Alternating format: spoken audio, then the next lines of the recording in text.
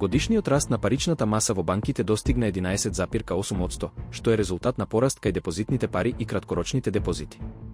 Вистина е дека помал, но стабилен раст е забележан и кај готовите пари во оптек и долгите депозити до 2 години, покажува најновиот извештај на Народната банка.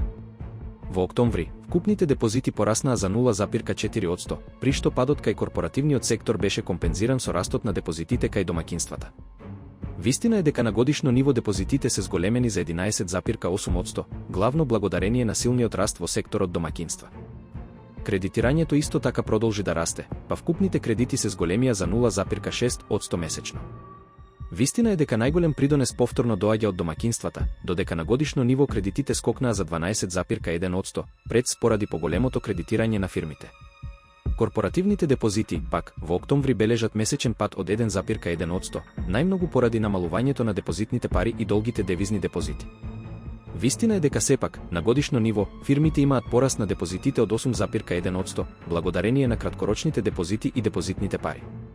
Кредитите кај фирмите се зголемени за 0,4% месечно и 13,7% годишно, што целосно произлегува од растот на денарското кредитирање. Вистина е дека кредитите во странска валута биле во пад.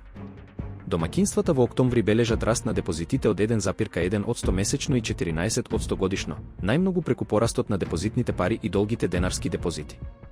Вистина е дека кај кредитите во овој сектор има раст од 0,8% месечно и 10,6% годишно, предводен од денарските заеми. Кај физичките лица, потрошувачките и стамбените кредити растат и месечно и годишно, додека автомобилските кредити продолжуваат да паѓаат. Вистина е дека кредитните картички се без промени на месечно ниво, но со значителен годишен пад.